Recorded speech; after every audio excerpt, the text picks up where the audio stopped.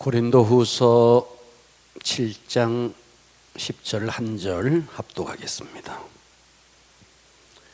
준비되셨나요? 시작. 하나님의 뜻대로 하는 근심은 후회할 것이 없는 구원에 이르게 하는 회개를 이루는 것이요 세상 근심은 사망을 이루는 것이니라. 아멘. 자, 오늘은 구원을 이루는 회개에 대해서 하겠습니다. 10절 보십시오.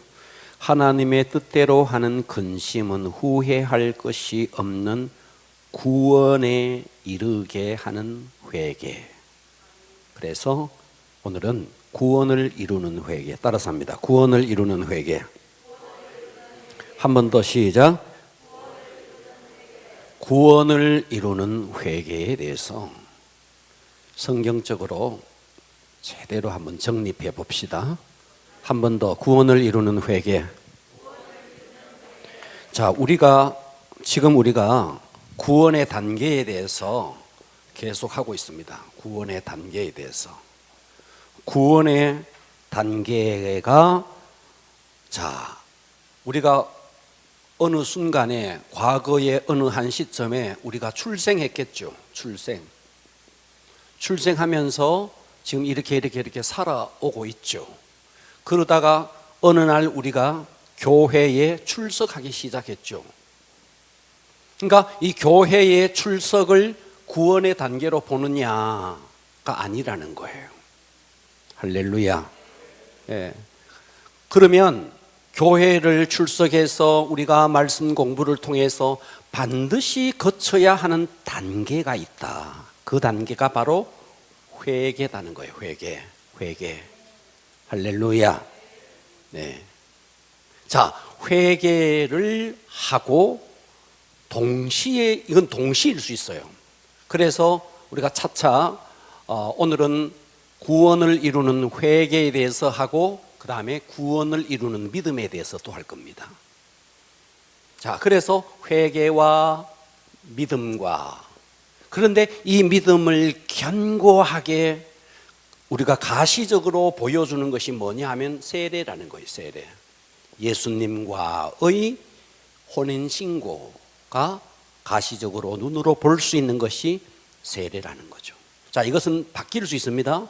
그 다음에 있는 게 뭔데? 바로 성령 세례라는 거죠. 자, 이 회개에 또 여러 단계가 있습니다.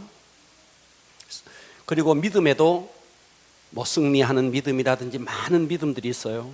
그 가운데 우리는 어디에다가 초점을 맞추느냐 하면 구원에다가 초점을 맞출 겁니다.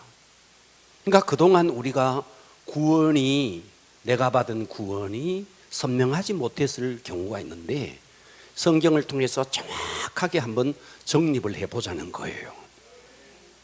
그래서 구원을 이루는 회개. 그래서 제가 지난 시간에 이런 말씀을 드렸어요. 교회를 다니기 전의 상태나 교회를 다닌 이후의 상태나 회개를 거치기 전에는 주일날 성경을 가지고 교회에 오는 것 이외에 내면의 변화는 없다고 말씀을 드렸어요. 동의하셔야 됩니다. 할렐루야. 그러면 우리가 구원을 이루기 위해서 첫 번째 거쳐야 하는 단계가 바로 회개다 하는 거예요. 그래서 교회가 진정으로 회복이 일어나고 교회가 진정으로 정말 폭발하기 위해서 그냥 어렴풋한 것이 아니고 선명하게 회개가 뭔지, 믿음이 뭔지, 세례가 뭔지, 물세례가 뭔지 성경을 통해서 정립하면 우리는 심령 속에서 폭발이 일어납니다. 다 몰라서 그러는 거예요. 이걸 제대로만 알면요, 내 속에 와 계신 성령님이 그냥 있을 수가 없는 거예요. 폭발을 하게 돼 있는 거예요. 자, 그래서 오늘은 회개에 대해서 할 텐데 회개라는 것은 일단 그림을 그리면 이런 겁니다. 자, 내가 지금 서울을 가기 위해서 이 대구에서 열차를 탄 거예요. 서울을 가기 위해서 열차를 탄 거예요. 자, 이 열차에서 그동안 나는 어디를 가고 있었느냐 하면 이렇게 반대 방향으로 부산을 가고 있었다는 거예요. 부산을. 자, 부산에 사는 사람들에게는 대단히 죄송하지만 우리가 부산을 예를 들어서 지옥이라고 치고 서울을 천국이라고 치면 우리에게 있어서 제일 먼저 해야 될 일은 뭐냐 하면 이 대구에서 서울을 가는 열차를, 천국을 가는 열차를 갈아타는 거예요. 듣고 계십니까? 이것이 제일 우선이라는 거예요. 그런데 그동안 교회를 다니면서 어떻게 했느냐 하면 부산 가는 내가 지금까지 살아왔던 방식, 내가 지금까지 살아왔던 삶의 스타일, 이런 것들을 그대로 다 하면서 이 부산으로 가는 열차를 타고 교회는 다녀, 회개는 거치지 않고 교회는 다니면서 방향을 바꿔야 되는데, 열차를 갈아타야 되는데 열차는 갈아타지 않고 지옥으로 가는 열차를 그대로 타고 이 안에서 뭐 하는데, 누가 아파하는 사람 위로해주고, 병든 사람 치료해주고, 돈 없는 사람 돈 주고 구제하고, 우리가 이렇게 왔다는 거예요. 그러니까 교회는 선행, 구제 필요한 것이죠. 그러나 그것은 본질적인 것이 아니라는 거예요. 그러니까 구원을 받기 위해서 가장 본질적인 것이 첫 번째 단계가 뭔데? 열차를 갈아타라. 지금까지 네가 살아왔던 삶의 스타일을 완전히 바꾸어라는 거예요. 그러니까 교회를 다니면서 우리가 당연히 구제도 하고 선행도 하고 남을 도와주고 해야 되죠. 그러나 그것은 지옥으로 가는 열차를 타고 그 안에 아픈 사람 고쳐주고 가난한 사람 도와주고 그것을 하는 것과 동일하다는 거예요. 만일 이 사람이 천국으로 가는 열차를 갈아타고 여기서 설령 구제를 하지 않는다 할지라도, 여기서 설령 선행을 베푸지 않는다 할지라도 이 사람이 가는 종착역은 천국이에요. 그러나 이 사람은 열차를 타지 않은 상태에서 지옥으로 가는 열차를 타고 그대로 그 안에서 온갖 선행을 하고 온갖 일을 다 해도 안 된다는 거예요. 그러니까 회개는 뭔데? 열차를 갈아타는 거예요. 할렐루야. 지금까지 내가 살아왔던 삶의 스타일, 삶의 방식, 이것을 바꾸는 것입니다. 그래서 진정한 복음이 되기 위해서 첫 번째로 통과해야 될 것이 회개다. 그러니까 회개의 성경적인 정립이 필요하고, 그리고 그 회개가 진정으로 나의 것이 되기 위해서 하나님이 선물로 주는 것이 있으니 믿음이에요. 그러니까 이 믿음이라는 것은 회개를 보증하는 겁니다. 듣고 계시죠? 그러니까 내가 회개가 되어서 완전히 천국으로 갈아탔는데 이것을 보증하는 것이 믿음이라고요. 믿음. 할렐루야. 자, 우리 성경을 보겠습니다. 야고보서로 마가복음으로 갔어요. 마가복음 1장 15절을 봅니다. 자, 우리가 성경을 제대로 깨닫기를 바랍니다. 정립합시다. 할렐루야. 자, 마가복음 1장 15절. 여러분, 지금부터 하는 강의들은요, 적으셔야 됩니다. 내 것으로 만드셔야 됩니다. 그럽시다. 자, 마가복음 1장 15절 합독합니다. 시작. 이르시되 때가 찼고 하나님의 나라가 가까웠으니, 따라서 합니다. 회개하고, 한 번 더 회개하고 복음을 믿으라. 그러니까 회개하고 복음을 믿으라. 회개하고 복음을 믿으라. 회개하고 복음을 믿으라. 그래서 천국에 이르기 위해서는 첫 번째로 통과해야 될 관문이 있다. 관문. 그 관문이 회개인데, 회개와 믿음은 연결되어 있습니다. 연결되어 있다고요. 그래서 우리가요, 진정으로 회개가 되면 하나님으로부터 우리에게 주어지는 선물이 믿음이라는 거예요. 그러니까 내가 십자가가 안 믿어진다? 여러분 돌아보세요. 여러분이 십자가가 안 믿어집니까?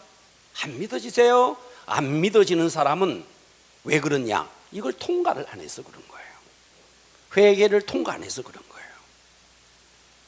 그러니까 우리가 구원에 이르기 위해서 첫 번째로 통과해야 될 관문이 있는데 그것이 무엇이냐? 회개라는 것이죠. 성경을 다시 봅니다. 사도행전으로 갔어요. 사도행전 20장 21절을 보겠습니다. 사도행전 20장 21절을 봅니다. 자, 사도행전 20장 21절 성경을 다 찾으십시오. 자, 여기에서는 이렇게 말했어요. 유대인과, 보고 계시죠? 유대인과 헬라인들에게, 자, 선택받았다고 자칭하는 그런 유대인들과 선택받지 못한 이방인인 헬라인들에게 두 가지를 말하고 있습니다. 하나님께 대한 회개, 그리고 믿음은 주 예수 그리스도에 대한 믿음. 그러니까 여기서도 회개와 믿음. 그런데 회개는 하나님께, 믿음은 예수 그리스도에게. 그래서 우리가 천국에 이르기 위해서는 두 개의 관문을 통과하자. 회개와 믿음이라는 관문을 통과해야 된다 하는 것입니다. 자, 그러면 회개가 뭐냐? 회개가 뭐냐 하면 구약적인 의미와 신약적인 의미의 회개가 조금 달라요. 자, 이 회개가 뭐냐? 구약에서는 구약과 신약이 다릅니다. 그러면 구약은 어떤 것이냐 하면 눈으로 보는 가시적인 거예요. 신약은 내면적인 것입니다. 구약에서는 우리가 눈으로 볼 수 있는 몸을 말한다면, 신약은 우리가 눈으로 볼 수 없는 우리 내면의 심령을 말합니다. 그래서 구약 시대에는 돌이킨다, 몸을 돌이킨다, 방향을 바꾸는다. 그래서 내가 이렇게 지옥으로 가다가 방향을 이렇게 유턴한다, 몸을 돌이킨다, 방향을 바꾸는다. 이 구약적인 의미는 눈으로 보이는 가시적인 몸. 지금까지 내가 우상을 섬기고 지금까지 제사를 지내고 온갖 것들을 하다가 이렇게 눈으로 보이는 가시적인 모든 것들을 멈추고 예배를 드리는, 그러니까 구약은 가시적이고 눈으로 볼 수 있는 방향을 바꾸는 것이다. 신약은요, 신약은 내면적이고 심령. 그래서 신약은 생각을 바꾸는 겁니다. 생각을 바꾸는 겁니다. 할렐루야. 성경을 보십시오. 이사야 55장 7절 갑니다. 이사야 55장 7절에 보면 그래서 이것을 두 가지를 말하고 있습니다. 이사야 55장 7절에 보면, 보고 계십니까? 자, 빨리 찾아보세요. 이사야서 55장 7절 보면 이렇게 말하고 있습니다. 악인은 그의 길을, 불의한 자는 그의 생각을, 그러니까 길을, 눈으로 보이는 가시적인 길을, 내면의 생각을, 그러니까 회개는 두 가지 다를 포함하는 겁니다. 길을, 눈으로 보이는 길을, 내면의 생각을 여호와께로 돌이키는 겁니다. 아멘 합시다. 그러니까 회개는 돌이키는 겁니다. 무엇을? 몸과 생각을 돌이키는 것이 회개입니다. 길과 가던 길을 바꾸고 생각을, 여러분 얼마든지 우리가요 가던 몸은 바꿀 수 있어요. 여러분들이 우상을 섬기다가 얼마든지 교회 와서 예배의 자리에 앉아 있을 수 있어요. 그렇다고 바꿔진 게 아니에요. 몸은 바꿀 수 있고 길은 바꿀 수 있어요. 겉으로 보이는, 눈으로 보이는 건 얼마든지 바꿀 수 있다고요. 그것은 회개의 절반이라는 거예요. 우리가 지금까지 우상을 섬기고 지금까지 제사를 드리고 온갖 법당을 다니고 그랬던 사람이 그것을 다 끊어버리고 성전에 나와서 예배를 드리는 것은 절반이에요. 그 다음은요, 우리의 마음을 바꾸는 거예요. 생각을 바꿔야 되는 거예요. 우리의 생각과 마음이 하나님께로 방향을 바꾸는 것. 그래서 회개는 길을 바꾸고, 따라서 합니다. 길을 바꾸고 생각을 바꾸고. 그래서 이사야서 55장 7절 길을 불의한 자는 그의 생각을 버리고 여호와께로 돌아오라. 그리하면 그가 긍휼히 여기시리라. 우리가 우리 하나님께로 돌아오라. 그가 너그럽게 용서하리라. 할렐루야. 그래서 회개는 하면 여러분 길을 버리고 생각을 버리는데, 그래서 회개의 전제 조건이 있습니다. 전제 조건. 회개의 전제 조건이 뭐냐 하면 버리는 겁니다. 버리는 것. 회개는 하면 여러분 버리는 것이다. 회개는 뭐를 버리는데? 지금까지 가던 길을, 그리고 내 내면의 생각을 버리는 겁니다. 그러니까 여러분 버리지 않고 얼마든지 예배 자리에 와서 예배 드릴 수 있어요. 버리지 않고. 그런데 성경은 봐봐요. 55장 7절을 다시 봐봐요. 그의 길을, 악인은 그의 길을, 불의한 자는 그의 생각을, 여러분 따라서 합니다. 버리고 길을 버리고 생각을 버리고. 길이라는 것은 삶의 길을 버리고 생각을, 너의 내면의 생각을 버리고. 그런데 충격적인 사실은 오늘날 그리스도인들이 하나님께로 돌아왔다 하면서도 자기 길을 고수하고 있는 거예요. 교회에 와서도 계속 자기 생각을 고집하고 있는 거예요. 이걸 버려라는 거예요. 과거에 내가 세상에서 무엇을 했든지 버려라는 거예요. 내가 세상에서 무슨 생각을 하고 살아왔든지 이걸 버려라는 거예요. 할렐루야. 이걸 버리는 것이 우선이라는 거예요. 예. 그래서 내 생각을 버리고 돌아오라. 내 길로 돌아오라. 핵심이 뭔데? 태도를 바꾸고 내면의 생각을 바꾸고 하나님께로 내 겉으로 드러난 길과 태도와 뿐만 아니라 내 내면의 생각, 마음까지 하나님께로 완전히 방향을 바꾸는 것이, 이것이 구원에 이르는 회개의 정의입니다. 정의. 아멘. 이해가 되십니까? 그러니까 우리가요, 여러분들이 정말 뜨거운 신앙생활, 정말 여러분 삶 속에 회복이 일어나고 싶다. 회복이 일어나고 싶다. 그러면 제일 먼저 해야 되는 것이 기차를 갈아타는 겁니다. 몸을 바꾸고 태도를 바꾸고 내면의 생각을 바꾸는 이 기차를 갈아타는 것입니다. 그리할 때 우리에게 일어나는 첫 번째가 심령의 변화가 일어난다 하는 것이죠. 그렇기 때문에 여러분들이 지금부터 지금까지 여러분들이 어떻게 신앙생활 해왔는지를 잘 지금부터 하는 말씀을 들으면서 조망을 해보십시오. 여러분들이 찬양을 드립니다. 잘 들으셔야 됩니다. 찬양을 드릴 때에 저는 이런 이야기를 많이 들어봤어요. 우리 성도들 가운데서 목사님, 찬양 인도자가 우리 모르는 찬양만 부릅니다. 아는 찬양 좀 부르게 해주세요. 내한테 이런 이야기, 목사님 찬송가 좀 부르게 해주세요. 다 모르는 찬양에서 붕어 같습니다. 그 말도요, 엄밀한 의미에서 이해는 돼요. 그러나 어폐가 있습니다. 왜냐하면 찬양은 우리는 내가 부르고 싶은 찬양을 부르는 게 아닙니다. 하나님이 듣고 싶은 찬양을 불러드려야 됩니다. 생각을 바꾸라는 거예요. 물론 연세가 드셔가지고 요즘 나온 무슨 가스펠송에 우리 어려운 곡들이 있는데 따라 부르기가 어렵다는 거 이해는 충분히 해요. 이해는 해요. 그러나 생각을 바꿔야 됩니다. 그러니까 우리는 찬양도 내가 부르고 싶은 찬양이 아닌 하나님이 듣고 싶은 찬양, 하나님이 받으시는 찬양, 기도도 마찬가지예요.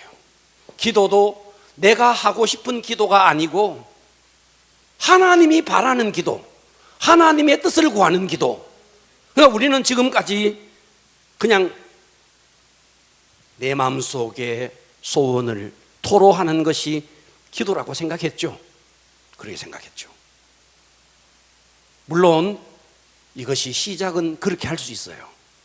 그러나 찬양도 내가 부르고 싶은 찬양이 아닌 주님이 듣고 싶어하는 찬양, 기도도 내가 하고 싶은 기도가 아닌 하나님이 듣고 싶어하는 기도, 내 뜻을 이루는 기도가 아닌 하나님의 뜻을 이루는 기도.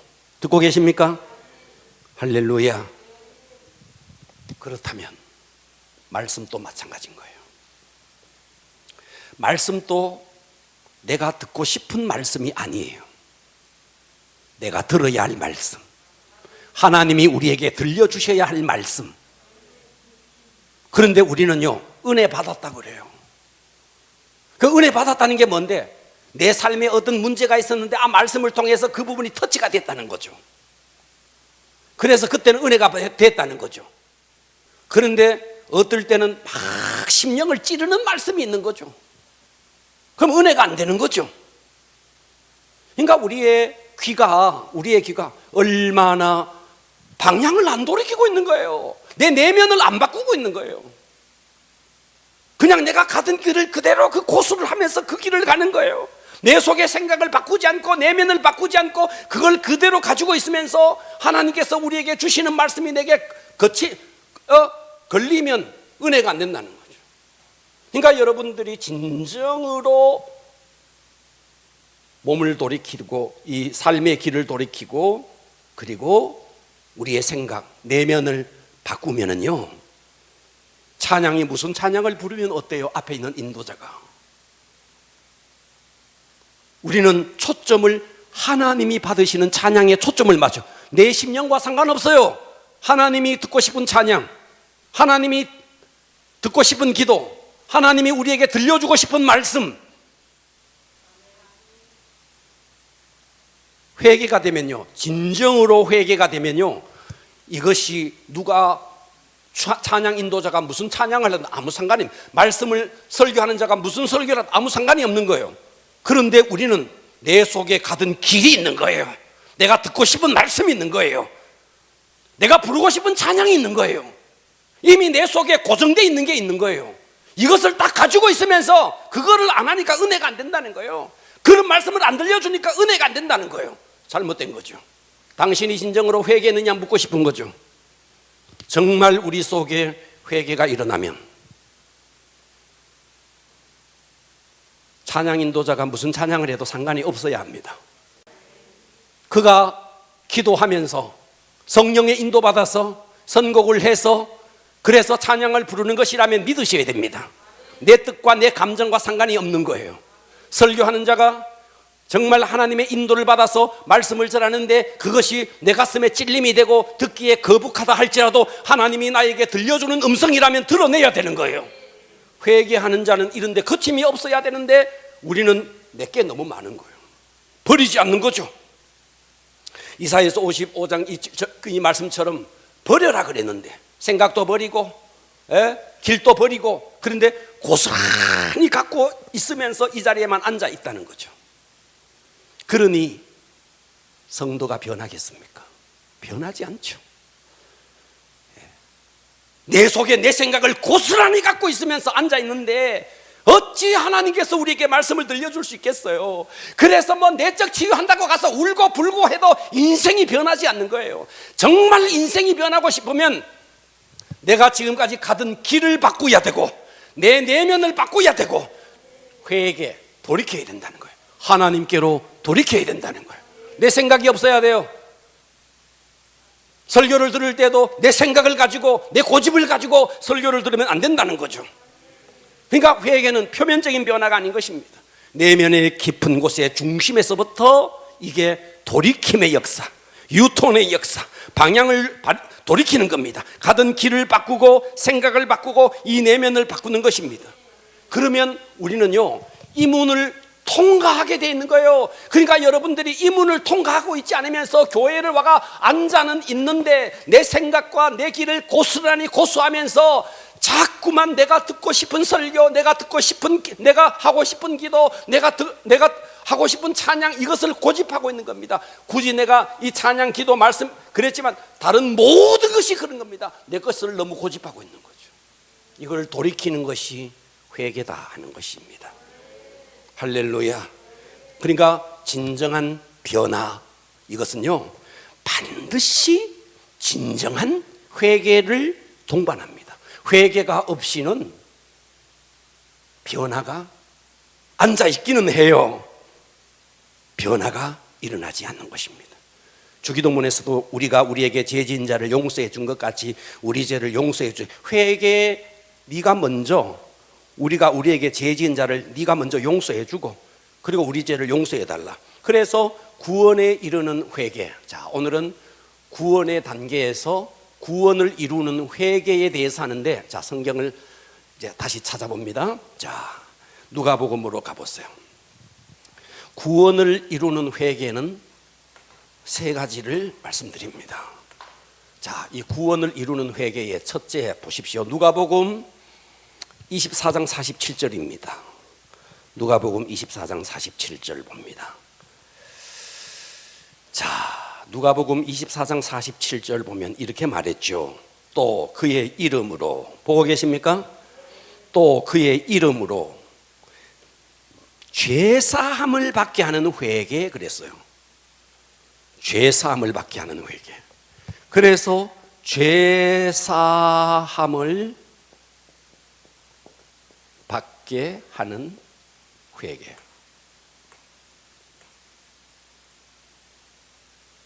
자꾸 여러분 이 회개를 이렇게 쓰는 사람이 있습니다.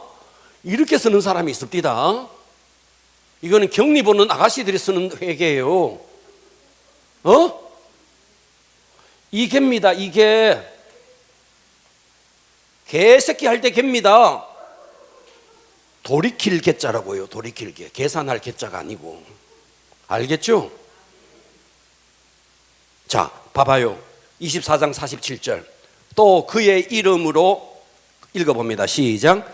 죄사함을, 한 번 더 시작. 죄사함을 받게 하는 회개가 예루살렘에서 시작하여 모든 족속에게 전파될 누구의 이름으로? 예수의 이름으로. 그의 이름으로 죄사함을 받게 하는 회개. 그래서 회개를 하면, 자, 다시 앞으로 봐봐요. 이제 이 회개를 통과하면 첫 번째로 이루어지는 것이 뭐냐 하면 죄사함을 받게 됩니다. 죄사함. 아멘. 죄사함을 받게 됩니다. 두 번째, 사도행전 11장으로 가보세요. 사도행전 11장 18절 보겠습니다. 사도행전 11장 18절입니다. 합독하겠습니다. 사도행전 11장 18절 합독합니다. 시작. 그들이 이 말을 듣고 잠잠하여 하나님께 영광을 돌려 이르되, 그러면 하나님께서 이방인에게도 따라서 하겠습니다. 생명 얻는 회개. 한 번 더, 생명 얻는 회개.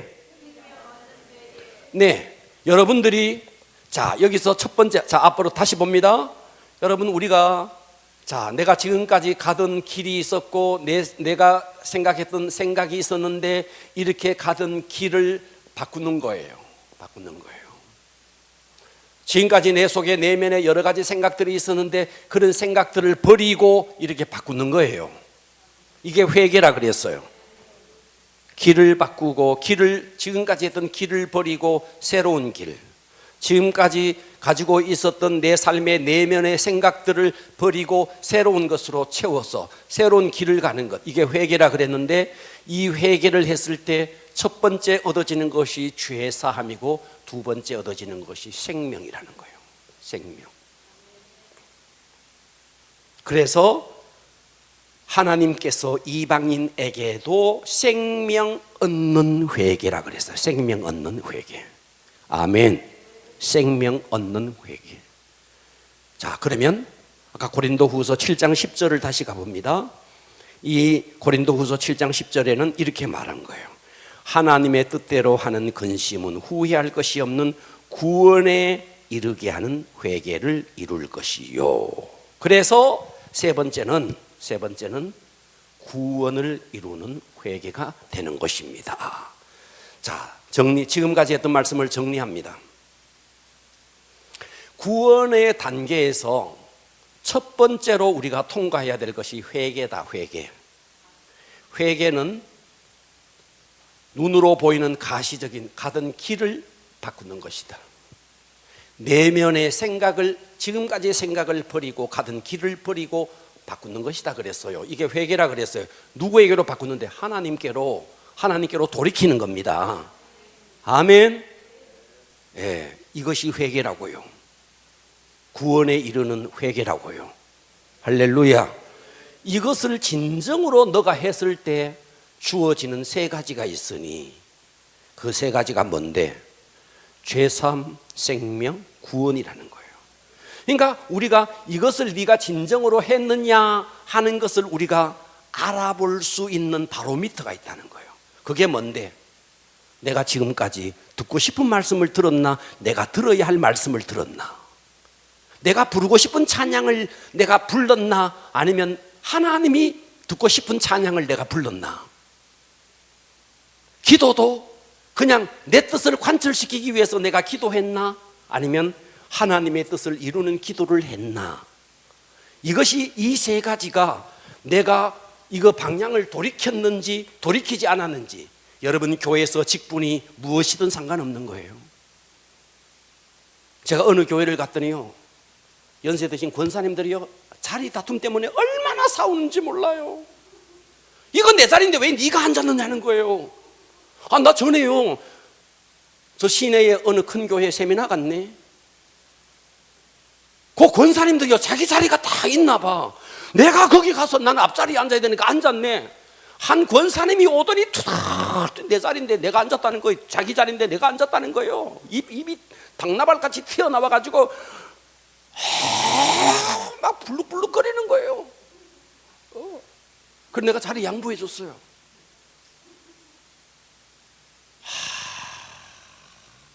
자기 고집, 자기 아집, 교회 다니면서도요, 자기 고집, 자기 아집들이 똘똘 뭉쳐 있는 겁니다. 여러분들이 지금까지 신앙생활 해오면서 내가 정말 길을 돌이켰나? 내 길을 버리고 지금까지 살아왔던 삶의 길을 돌이키고 하나님께로 삶의 스타일을 바꾸었나? 내 생각을 바꾸었나? 알 수 있는 바로미터가 찬양 드리는데 마음에 안 든다는 거예요. 말씀을 전하는데 마음에 안 든다는 거예요. 네가 바꾸었느냐? 자기를 돌아봐야 되는데 자기의 기준, 자기의 어떤 잣대가 있으니까 거기에 안 맞으면 은혜가 안 된다는 거예요. 잘못된 것입니다. 잘못된 것이에요. 이거 여러분 아멘이 돼야 됩니다. 오늘 이 강의를 들으면서도 여러분들이 아직도 여러분 속에 여러분의 생각, 여러분의 삶의 스타일이 고스란히 갖고 있으면서 여러분 속에서 오늘 목사님 또 누구 때리네 이러면 안 된다는 거예요. 안 된다는 거예요. 지금 나에게 하나님께서 내가 들어야 할 말씀을 하나님이 지금 나에게 하고 있다고, 그 사람은 회개가 된 거예요. 근데 이 속에 뭔가 불편하고 말씀을 들을 때 불편하고 그런 것은 내 생각, 내 삶의 스타일이 있는데 거기에 반하는 것이 들어오니까 싫은 거예요. 그것은 스스로가 내가 회개가 안 되었구나, 하나님께로 방향을 돌이키지 않았구나 하는 것을 알 수 있는 거죠. 아멘. 회개는 하면 방향을 바꾸는 것이다. 회개는 여러분 방향을 바꾸기 위해서는 지금까지 살아왔던 그걸 버려야 됩니다.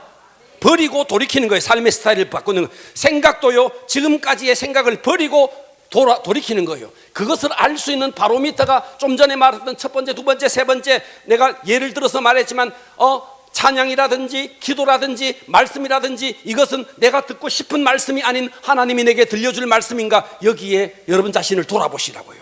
그것이 정말 이루어지면 여러분들은 이것이 이루어지는 겁니다. 죄사함, 생명, 구원, 그래서 이 회개를 통과함으로써 여러분들에게 주어지는 이 세 가지 선물, 죄사함의 축복, 생명을 얻는 축복, 구원에 이르는 축복이 여러분에게 있는 것입니다. 할렐루야. 네.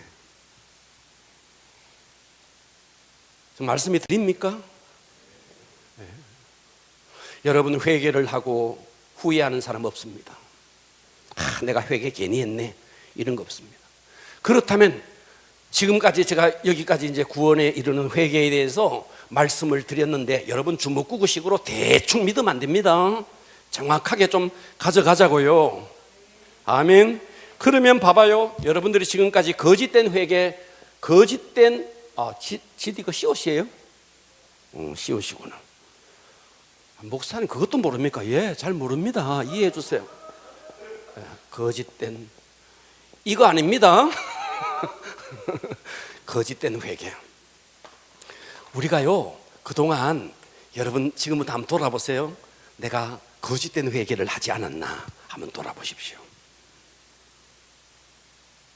거짓된 회개의 첫 번째는 이겁니다. 첫 번째는 잘 들어주셔야 됩니다. 내가 지금 거짓된 회개를 했나 참된 회개를 했나 돌아볼 수 있는 게 있다고요. 첫 번째, 그것이 뭐냐? 아직도 내 속에 죄에 대한 유혹이 계속 있는가? 죄에 대한 유혹, 죄를 짓고 싶은 유혹, 죄의 유혹입니다. 죄의 유혹입니다.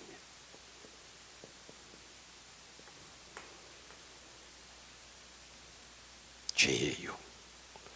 여러분들의 내면 속에 아직도 죄에 대한 유혹, 죄에 대한 유혹. 사실 없어서 그렇죠. 누가 말이죠. 죄에 얻을 때는 죄의 유혹을 기다리기도 합니다.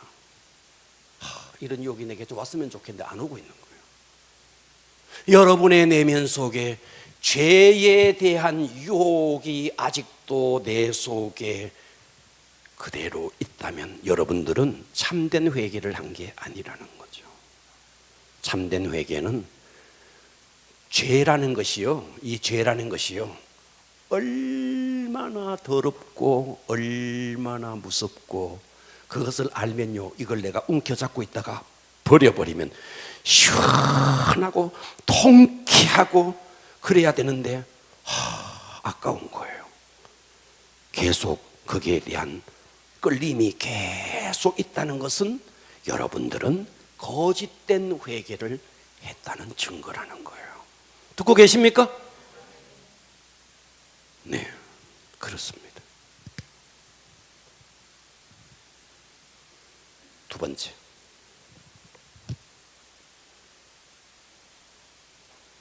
거짓된 회개를 하면요 두 번째는요 계속 죄와 관계됩니다. 죄를 은폐하는 거예요. 은폐하게 되어 있는 거예요. 죄를 드러내는 것이 아니고 죄를 은폐하게 되어 있다는 거죠. 듣고 계시죠? 세 번째, 거짓된 회개를 하면요 예를 들어 봅시다. 예를 들어서 남편이 아내가 계속 교회 가자고 그러니까 교회 와서 앉아는 있어요. 몸은 여기 와 있어요. 그런데 이 속에서부터 여기 앉아 있는 게 못마땅하고 불편한 거죠. 그럼 회개가 안 되었다는 거죠. 그러니까 회개는요 마지못해 변화된 척을 하는 거죠. 척을 하는 거죠. 척을 하는 거죠. 그러니까 우리가 그동안 정말 내가 살아왔던 길을 내가 바꾸고 내 속에 있는 생각을 버리고 하나님께로 돌이켰다면 그것을 알 수 있는 세 가지 바로미터가 기도나 찬양이나 말씀을 들을 때 내가 중심이 아니고 하나님이 중심이 되는 것이다. 이해되시죠?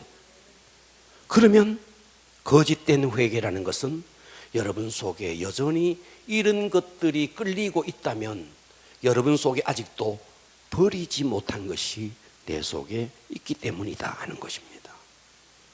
그러면 회개는 버리고 바꾸는 거거든. 이해가 가십니까? 할렐루야. 그러면요, 이제 이 말씀만 드리고 오늘의 강의는 마치겠는데요, 진정한 회개가 되기 위해서, 이 회개가 진정한 회개가 되기 위해서 세 가지가 있습니다. 첫 번째, 죄에 대한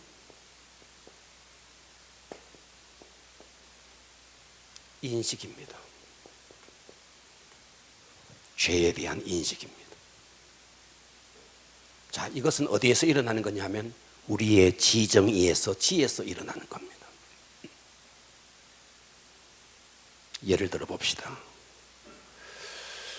여러분, 에스키모인들의 도덕과 대한민국의 도덕이 달라요. 그죠? 달라요.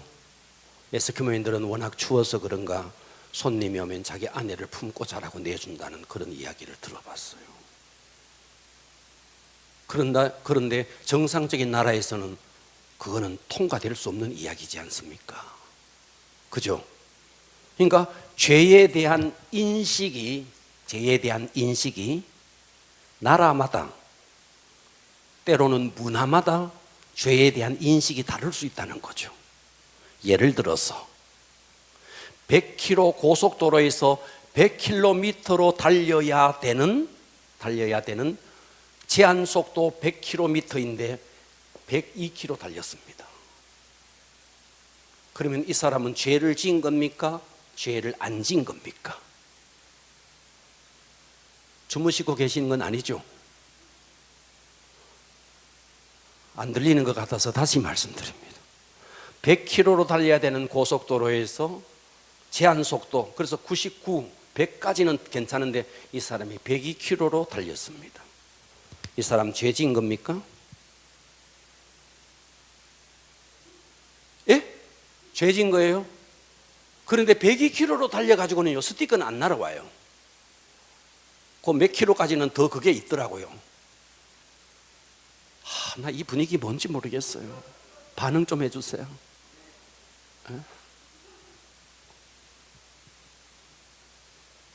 그러니까 봐봐요. 어떤 사람은 이거 죄다, 어떤 사람은 죄가 아니다 라고 할 수 있잖아요. 문화에 따라서, 나라에 따라서, 개인적으로, 또 세대에 따라서. 저는 아직도 생각납니다.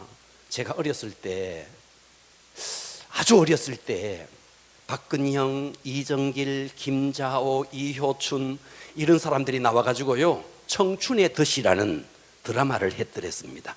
아주 오래전입니다. 그게 또 얼마 전에 리메이크를 해가지고 새로 했다는 이야기도 들었는데, 아주 제가 어렸을 때 박근형, 이정길 그 사람들이 청춘 스타일 때입니다. 그래, 얼마나 옛날 이야기예요. 그때 나는 그 청춘의 덫이라는 드라마를 내용은 잘 몰라요. 뭐 그때 했다는 것만 알아요. 다만 그때마다 우리 어머니가 보다가 다 이러는 걸 봤어요. 왜? 그 막 끌어안고 막 이러니까요, 우리 어머니가 미쳤네. 우리 어머니가 계속 보다가 미쳤네. 우리 어머니가 계속 그러는 거예요.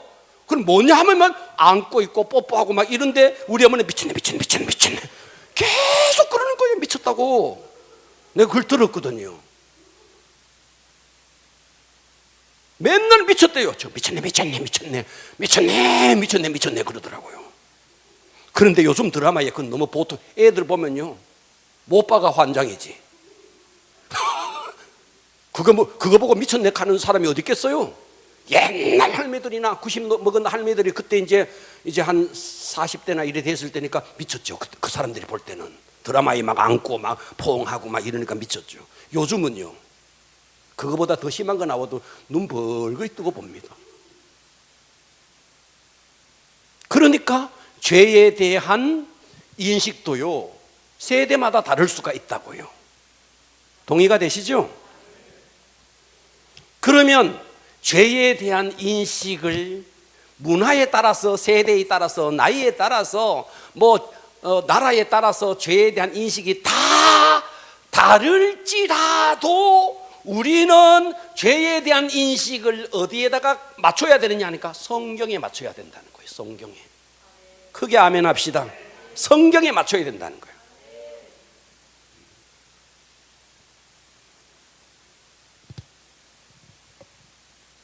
제가 아직도 옛날에 생각나는데요, 우리 교회에서 제자 훈련할 때예요. 하도 제자 훈련이 자꾸 늦어가지고요, 5분 늦으면 벌금 얼마 이렇게 하면서 5분 늦으면 5,000원인가 벌금했어요. 1분 딱 늦으면 2,000원, 5분 늦으면 5,000원, 10분 늦으면 10,000원, 이렇게 벌금을 매긴 적이 과거에 있었습니다. 그런데 제자 훈련을 저녁에 아마 8시인가 8시라 잡고요, 시간은 잘 모르겠어요. 7시 59분이 된 거예요. 나는 시계 보고 있는데, 와, 어디서 했느냐면요, 저기서 했어요. 저 사무실에서 1층에서부터 계단을 2개, 3개다 막 걸어 올라오는데, 어떤 여자가 몸무게도 어마어마한 몸무게가 계단을 오르는데 쿵쾅쿵쾅쿵쾅 하면서 막 올라오는 거예요. 그러더니 8시가 딱 됐는데 문을 팡 열더니 왔어요 그러는 거야. 돈 5,000원 그거 뭐라고, 그거 규칙을 딱 정해놨더니 그거 5,000원 안 내려고 막, 아마 계단을 2개, 3개를 막 뛰어가지고 막 오더니 땀 뻘뻘 나가지고 말이죠, 문 콱 열더니 그러더라고요. 시간 안 됐죠 그러면서.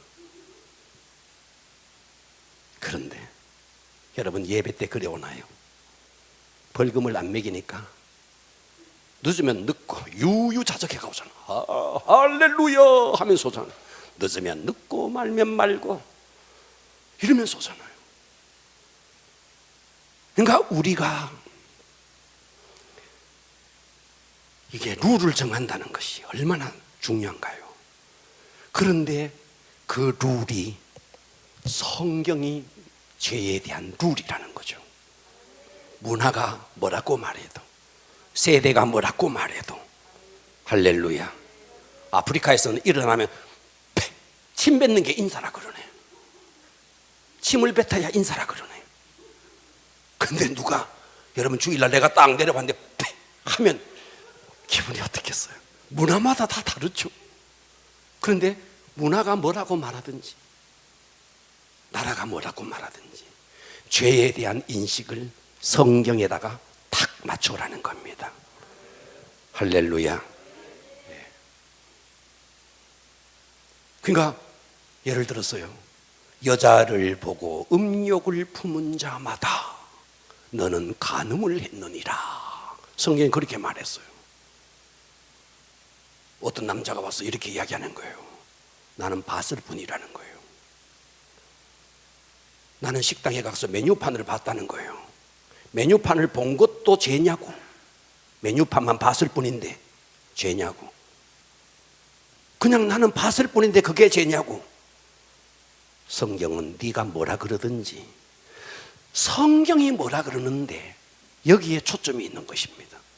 그래서 죄에 대한 인식은 내 생각, 지역과 나라에 따라서 상관없이 성경이 정답입니다. 할렐루야. 어떤 성도의 이야기를 들은 적이 있습니다. 어떤 성도가 이렇게 이야기했어요. 목사님, 제가 진짜 회개해야 될 게 있다는 거예요. 뭐냐고 그랬더니 제가 아내를 너무 사랑했다는 거예요. 그게 왜 죄입니까? 하나님보다 더 사랑했다는 거예요. 하나님보다가. 이야, 우리 교회에 이런 사람이 다 있습니다. 하나님보다가. 혹시 임집사가 그런가? 하나님보다 자기 아내를 더 사랑했다는 거예요. 하나님 앞에 헌신하는 것보다 자기 아이들에게 헌신을 더 했다는 거예요. 이거 회개한다 그러더라고요. 내가 그런 우리 교회 남자 집사가 하나 있었어요. 훌륭하다 그랬어요. 우리는 죄에 대해서 인식치를 받고 있는 성경이 초점이다. 할렐루야. 여러 가지 견해가 있을지라도 성경이 그렇다면 그런 겁니다. 두 번째,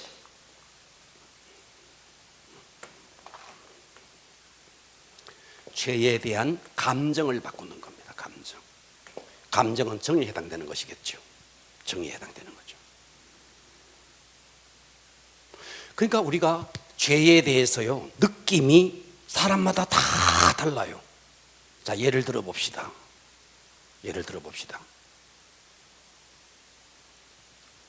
어떤 사람이 내 등짝을 팍 때리는데 맨살로 맞으면 따가워요. 그런데 겨울에 두툼한 외투를 입고 있는데 때리면 안 아프죠. 덜 아프죠. 그러니까 똑같은 죄를 A, B, C가 지었는데 이 죄에 대해 어떤 A라는 사람은 이 죄 때문에 죽을라 그러는데 어떤 사람은 아무렇지도 않는 거예요. 그러니까 죄에 대한 감정이 사람마다 다 다르다는 거죠. 반응을 해주면 제가 강의를 잘할 것 같습니다. 네. 할렐루야. 네. 그러니까 우리가 죄에 대한 감정은요, 사실은 자기의 양심과 많이 관계가 있습니다. 양심이 예민하면 예민할수록 죄에 대해서 민감하고요, 양심이 둔하면 둔할수록 죄에 대해서 둔해집니다. 과거에 제가 청년 시절에 기타를 많이 쳤습니다. 늘 기타를 내고 다녔습니다. 저는 중학교 때부터 기타를 쳤던 것 같아요. 그때부터 매일 기타. 나 처음에는요, 기타를 치면요, 여기에요, 얼마나 아픈지 몰라. 코드를 잡는데 G 코드, C 코드, 뭐 D 마이너 코드, 이 코드 잡는데 이 손가락이요, 끝이 얼마나 아픈지 몰라요.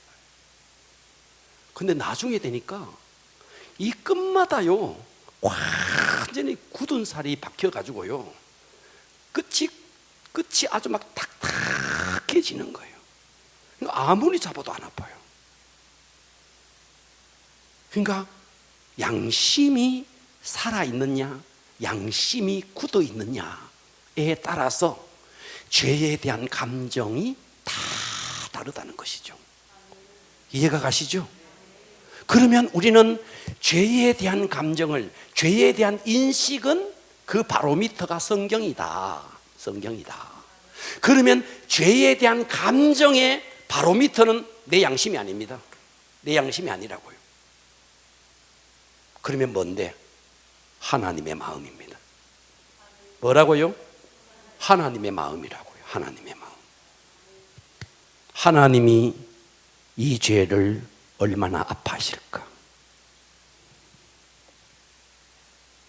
하나님이 이 죄를 얼마나 싫어하실까? 내 양심은 굳어가지고 아무런 느낌이 없을지라도 하나님은 이 죄에 대해서 어떤 마음을 가질까? 그러니까 죄에 대한 인식의 바로미터는 성경이고 죄에 대한 감정의 바로미터는 하나님의 마음이라는 거예요. 하나님이 이 죄에 대해서 혐오스럽게 생각하느냐, 하나님이 오케이 하느냐, 이거의 차이라는 거죠. 성경을 보겠습니다. 마가복음 7장으로 가보세요. 마가복음 7장 18절 보겠습니다.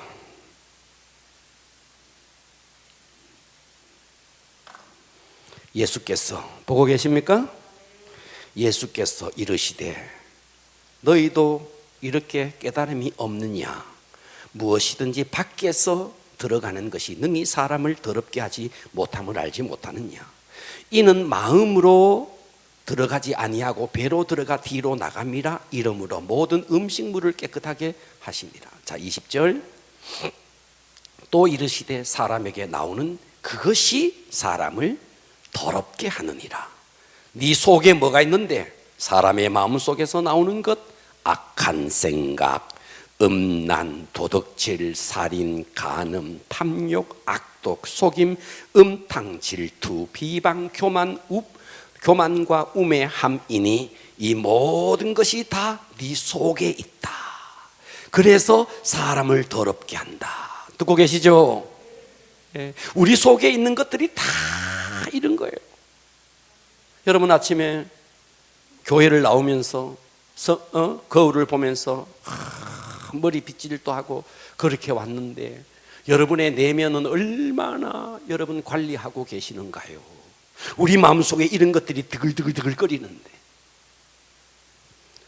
사도 예레미야로 가보세요. 예레미야 17장으로 가봅니다. 예레미야 17장 9절입니다.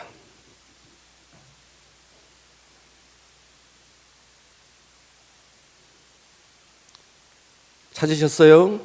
합독합니다. 시작. 만물보다 거짓되고 심히 부패한 것은 마음이라 누가 능히 이를. 마음이 만물보다가도 심히 부패했대요. 10절. 나 여호와는 심장을 살피며 배부를 시험하고 각각 그 행위와 그의 행실대로 보응한다 그랬어요. 만물보다 거짓되고 부패한 우리의 마음, 만물보다가 우리 속에서 나오는 것은 악한 생각, 음란, 도덕질, 살인, 간음, 탐욕, 악독, 속임, 음탕, 질투, 비방, 교만, 우매함. 자, 이게 우리 속에 있다는 겁니다. 자, 마지막으로 성경 하나 더 찾으세요. 로마서로 갑니다. 로마서 3장으로 갑니다. 자, 로마서 3장으로 가보세요. 기록된 바 3장 10절입니다. 기록된 바 의인은 없나니 하나도 없으며 깨닫는 자도 없고 하나님을 찾는 자도 없고. 3장 10절 보고 계십니까? 11절 깨닫는 자도 없고 하나님을 찾는 자도 없고 다 치우쳐 함께 무익하게 되고 선을 행하는 자가 없나니 하나도 없도다. 그들의 목구멍만 열면은 안에 들여다보니까 무덤이라는 거예요. 그 혀로는 속임을 일삼으며 그 입술에는 독사의 독이 있고 그 입에는 저주와 악독이 가득하고 그 발은 피 흘리는 데 빠른지라 파멸과 고생이 그 길에 있어 평강의 길을 알지 못하였고 그들의 눈앞에 하나님을 두려워함이 없느니라. 이것이 사람의 내면이라는 겁니다. 그래서 우리가 진정한 회개는 뭐냐? 죄에 대해서 죄에 대한 느낌. 이 죄에 대한 느낌을 내 양심의 가책에 두지 말고. 왜? 양심이 마비됐을 수 있거든. 양심이 아주 굳어져 있을 수도 있거든요. 그래서 이것을 죄에 대한 아픔을 누구에게로 가져가느냐? 하나님이 이 죄를 얼마나 아파하나. 할렐루야.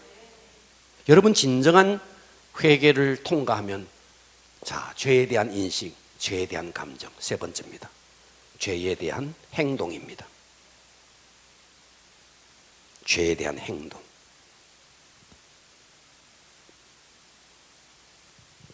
자, 이 지혜에서는 인식이 바뀌어져야 되고요. 그 인식이 성경이어야 된다는 거예요. 정에서는 감정 속에 양심, 내 양심이 아니고 하나님의 마음으로 가라는 거예요. 세 번째, 행동. 이건 의죠, 지정의죠. 이 행동의 변화. 그래서 우리가 진정으로 회개를 통과하면 이 세 가지 다 변화가 와야 됩니다.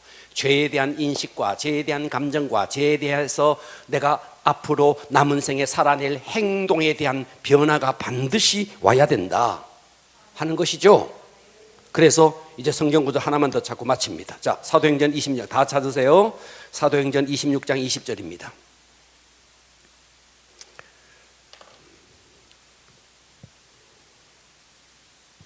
사도행전 26장 20절입니다. 자, 먼저 다메섹과, 보고 계십니까?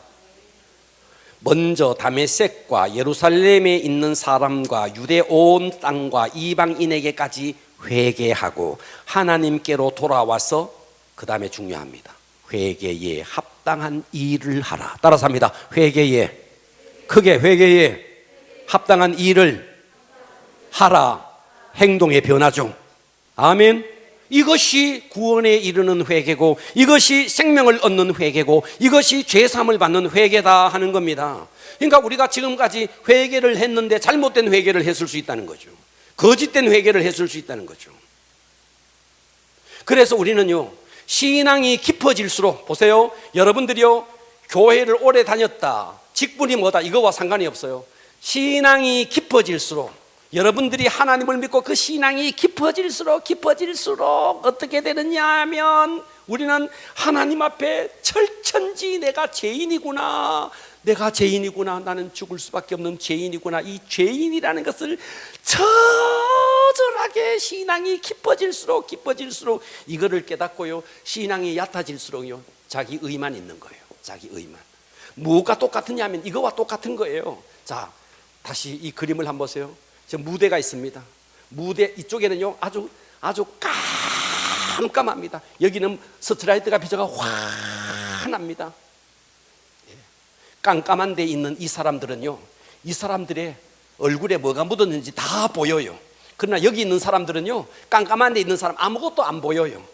내가 빛 속에 있느냐, 내가 빛 속에 있으면요, 보니까 다 내 얼굴에 뭐가 묻었고 내 옷에 뭐가 묻었고 나밖에 안 보여. 그래서 여러분들이 신앙생활하면서요, 내 죄가 보이고 내 허물이 보인다는 것은요, 여러분들이요, 회개했다는 증거고, 맨날 남의 죄, 남이 어쩌고 저쩌고, 당신이 어둠 속에 있고 당신에게 묻은 것은 하나도 보이지 않고 빛 속에 있는 사람 저게 계속 보인다는 것은 당신은 회개를 못했다는 증거예요. 그러니까 회개를 했느냐 회개를 하지 않았느냐, 결정적으로 알 수 있는 것이 내 죄가 보이느냐 남의 죄가 보이느냐. 내가 어둠 속에 있으면 어떤데 내 죄는 하나도 안 보여요. 남 죄만 보이는 거예요. 내가 빛 속에 있으면 내 죄밖에 안 보이는 거예요. 남의 죄는 안 보이는 거예요. 그래서 우리가 정말 예수 그리스도를 믿고 회개해서 빛 가운데로 하나님께로 돌아가면 내 죄만 보이고 남의 죄는 보이지 않습니다. 여러분 돌아보세요. 우리가 얼마나 남의 죄, 남의 허물을 이때까지 이야기했나요? 누가 어쩌더라 계속 그러지 않았습니까? 회개하지 않았다는 결정적인 증거라는 거예요. 할렐루야. 우리는 남의 죄가 보이지 않아야 됩니다. 내 죄만 보여야 됩니다. 신앙이 깊어질수록 남이 보이지 않습니다. 하나님 앞에 갈 때 어찌할꼬 이 죄를 가지고 어찌할꼬. 베드로가 그랬잖아요. 베드로가 복음을 탁 그 말씀을 듣고는 베드로의 고백이 뭡니까? 형제들이여 그리하면 어찌할꼬. 베드로의 설교를 들었던 사람들이 그렇게 말했잖아요. 어찌할꼬. 그때 했던 말이 뭐예요? 예수를 믿고 성령을 받으라는 거죠. 회개하라는 거죠. 돌이키라는 거죠. 똑같은 스데반의 설교를 들었던 사람들도 그랬어요. 어찌할꼬 이를 갈면서 저놈을 어찌할꼬 그랬어요. 베드로의 설교를 들었던 사람들은 자기의 죄를 봤어요. 스데반의 설교를 들었던 사람들은 스데반을 보면서 스데반에게 돌을 던진 거예요. 그러니까 오늘 여러분들이 신앙생활 하면서 여러분 죄에 대한 인식을 바꾸셔야 됩니다. 죄에 대한 감정을 바꾸셔야 됩니다. 행동을 바꾸셔야 됩니다. 성경이 초점이십니다. 하나님의 마음이 초점이십니다. 할렐루야. 그러면서 우리는요, 행동의 변화는요, 여러분 남의 죄가 안 보여야 돼요. 여기 있는 사람 봐, 여기 지금 깜깜한 곳이라고요. 아무걸 봐도 안 보여요. 여기 있는 사람만 보이는 거예요. 수박 끄달기식으로 회개를 하니까 교회가 맨날 말 때문에 시험 들고 정죄하고 비판하고 시험 들었다 그러고 다 그런 거예요. 그래서 정말 우리가 예수 그리스도의 이름으로 진정으로 깊은 회개를 하고 나면요, 우리의 영혼이요 깃털처럼 가벼워집니다. 그런데 왜 우리는 이렇게 무겁죠? 우리의 영혼이 왜 이렇게 무겁죠? 제가요, 천수봉이라는 산에 올라갈 때 모래주머니가 있어요. 모래주머니. 이 모래주머니를요, 발목에 차고 올라갔어요. 모래주머니를 차고. 그리고 며칠을 모래주머니를 차고 산에를 올라가니까요, 적응이 돼가지고 당연히 그런가 보다 했어요. 어느 날 내가 모래주머니를 끌고 산에를 올라갔는데, 우와, 그냥 올라가겠더라고요. 그냥 올라가겠더라고요. 그 5kg인가 되는 모래주머니, 그걸 발목에 달아도요, 처음에 걷는데 굉장히 부담이 오더라고요. 여러분, 그동안 여러분의 양심을 마비시키고 여러분 속에서 여러분을 짓누르던 이런 죄에 대해서 생각이 바뀌어지고 감정이 바뀌어지고 여러분의 삶의 스타일, 행동이 바뀌어져서 여러분 예수 그리스도의 보혈로 말미암아 이제 더 이상 남이 보이지 않고 나의 죄만 보이면서, 그래서 진정으로 회개가 되어지면 죄사함과 생명과, 할렐루야, 이게 정말 얻어지게 되면 여러분의 영혼은 깃털처럼 가벼워집니다. 무게가 느껴지지 않습니다. 이것이 회개의 축복입니다. 할렐루야. 방향을 바꾸십시오. 삶의 길을 바꾸십시오. 생각을 바꾸십시오. 너의 길을 버리고 너의 생각을 버리고, 할렐루야, 이제 더 이상 찬양이 내가 부르고 싶은 찬양이 아닌 하나님이 듣고 싶은 찬양, 더 이상 기도가 내가 내 뜻을 관철시키기 위한 기도가 아닌 하나님의 뜻을 관철시키는 기도, 말씀도 내가 듣고 싶은 말씀이 아닌 하나님이 나에게 들려주는 말씀. 그래서 회개하면 따라서 합니다. 죄 용서함을 받고 생명을 얻고 구원을 얻는다. 그래서 지정의, 지에서는 인식의 변화, 정에서는 감정의 변화, 행동의 변화. 할렐루야. 그렇게 정말 여기서 구원에 이르는 회개를 제대로만 통과하면 여러분의 영혼은 깃털처럼 가벼워집니다. 할렐루야. 기도하겠습니다. 우리 시간, 오늘 말씀을 듣고, 뒤에 불 좀 꺼주세요. 오늘 말씀을 듣고 여러분 큰 소리로 기도하지 않으셔도 됩니다. 하나님 앞에 진심으로 기도하시기를 바랍니다. 옆 사람 의식하지 마시고, 그동안 내가 너무 잘못 살아왔던 것, 죄에 대한 인식과 감정과 행동까지 하나님 앞에 내어놓고, 하나님, 내가 하나님께로 길을 바꾸습니다. 지금까지 살아왔던 길을 바꾸습니다. 이제 주님께로 내가 생각도 바꾸습니다. 주님께로 돌아갑니다. 내 속에서 이렇게 죄에 대한 인식과 감정과 행동, 그래서 내 속에 회개에 합당한 열매가 나타날 수 있도록 도와주시옵소서. 우리 다 같이 주여 한번 부르고 기도합니다. 주여.